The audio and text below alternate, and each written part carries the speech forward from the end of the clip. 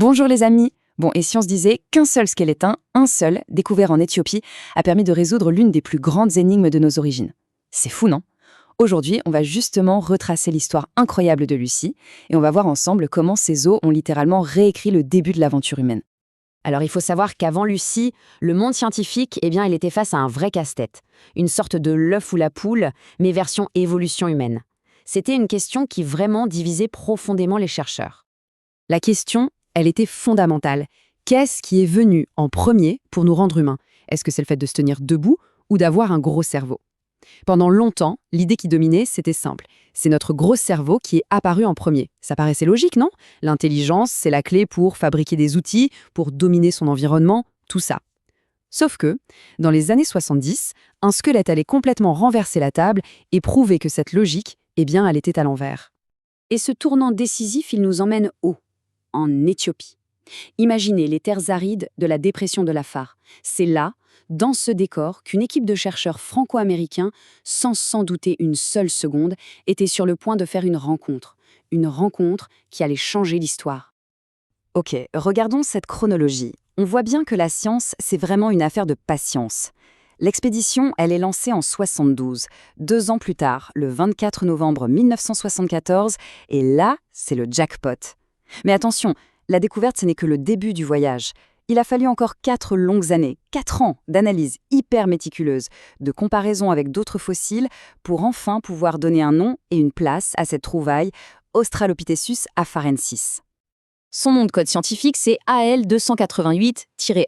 Bon, on oublie tout de suite, parce que l'histoire de son vrai nom est bien plus sympa. Imaginez la scène. Le soir de la découverte, au campement, il y a une chanson des Beatles qui tourne en boucle. Lucy in the Sky with Diamonds. Et voilà, c'est comme ça que ce fossile est entré dans la légende. Sous le nom de Lucie.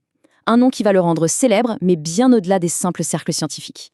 Et voilà pourquoi cette découverte est absolument monumentale. 40%.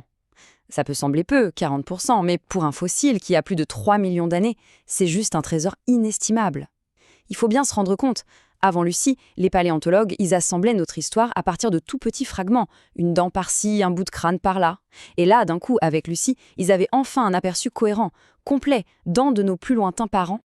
Mais attention, ces 52 fragments, ils n'étaient pas silencieux. Loin de là. Ils avaient une histoire à raconter. C'était les pièces d'un puzzle, et une fois ce puzzle assemblé, il allait enfin livrer la réponse à cette fameuse grande question sur nos origines. Et en examinant ces os, les scientifiques ont découvert quelque chose de fascinant, un être complètement hybride. D'un côté, son dassin, son fémur, ça criait « Je suis une marcheuse », pas de doute, c'est conçu pour la bipédie. Mais de l'autre côté, on regarde ses bras, ils sont longs, puissants, ses doigts encore courbés. On devine tout de suite qu'elle n'avait pas oublié comment grimper aux arbres. Elle vivait, littéralement, entre deux mondes, le sol et là-haut, dans la canopée. Et cette double vie, ça porte un nom. On dit qu'elle était bilocomotrice. C'est un terme un peu savant, mais il décrit parfaitement Lucie. Pensez-y. Elle n'était plus vraiment un singe, mais pas encore tout à fait l'humain que l'on connaît. Elle était une étape cruciale, une sorte de pont entre deux modes de vie. Et c'est là, précisément là, que la découverte de Lucie a tout changé. Son crâne, tout petit, pas plus gros que celui d'un chimpanzé, mais son squelette, conçu pour marcher debout. Cette association, c'était la preuve irréfutable, la preuve que nos ancêtres se sont d'abord levés et que l'expansion du cerveau, elle, n'est venue que bien plus tard. Fin de la discussion, le grand débat était clos. Ok, donc on sait comment ça s'est passé. Mais les os, ça ne raconte qu'une partie de l'histoire. Pour vraiment comprendre Lucie, il faut aller plus loin. Il faut essayer de reconstituer son monde. Dans quel genre d'environnement une espèce peut-elle être poussée à se tenir debout comme ça? Et c'est là qu'intervient l'un de ses co-découvreurs, le grand paléontologue Yves Coppens, avec une théorie franchement brillante.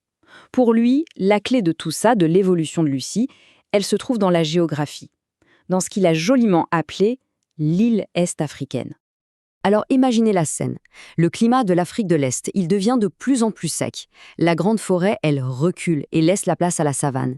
Pile au même moment, la Terre se déchire, la vallée du rift s'effondre, et ça crée une barrière géographique énorme, inenfranchissable. Du coup, à l'ouest, les ancêtres des chimpanzés, eux, ils restent tranquilles dans la forêt dense. Mais à l'est, sur cette fameuse île de savane, nos ancêtres se retrouvent piégés. Et là, le choix est simple. Soit tu t'adaptes à ce nouveau monde ouvert, soit tu disparais. C'est cette pression incroyable qui a favorisé la bipédie et qui a donné naissance à la lignée de Lucie. Donc Lucie a répondu à la question du comment. C'est génial. Mais en science, une réponse amène souvent une nouvelle question.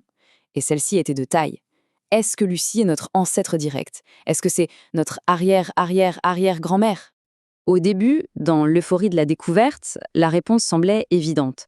Bien sûr que c'est elle. Lucie a été tout de suite couronnée mère de l'humanité. Il faut dire que l'idée était vraiment séduisante. Ce petit être, là, à la croisée des chemins, ce serait le point de départ de notre propre genre, le genre Homo. Seulement voilà, la science ce n'est jamais figé dans le marbre. Ça évolue, ça change, avec chaque nouveau fossile qu'on déterre, avec chaque nouvelle analyse. Et donc, tout doucement, au fil des décennies, le portrait de famille, il a commencé à changer. Aujourd'hui, le consensus a bel et bien changé. Même Yves Coppens, à la fin, s'était rallié à cette nouvelle vision. Alors attention, Lucie fait bien partie de notre grande famille. Les hominidés, ça ne change pas. Mais son espèce Australopithecus afarensis ne serait pas sur notre ligne directe. Elle représenterait plutôt une branche voisine, une sorte d'expérimentation de l'évolution qui a bien marché pendant un temps avant de s'éteindre. Pour le dire simplement, Lucie, ce n'est pas notre grand-mère, c'est plutôt notre plus célèbre et notre plus proche cousine. Et forcément, cette nouvelle place dans l'arbre généalogique, elle nous laisse avec une question vertigineuse. Si Lucie, c'est notre cousine, alors qui est notre véritable ancêtre direct? La découverte de Lucie, en fait, ça n'a pas été le point final de l'histoire, mais plutôt le début d'un tout nouveau chapitre. C'est un magnifique rappel que le récit de nos origines, c'est un puzzle immense, et qu'il y a encore plein de pièces qui restent à découvrir. Merci d'avoir regardé jusqu'au bout. Votre soutien est très important, alors si le contenu vous a été utile ou si vous avez passé un bon moment, n'hésitez pas à liker et à vous abonner si ce n'est pas déjà fait. On se retrouve très bientôt pour une nouvelle aventure.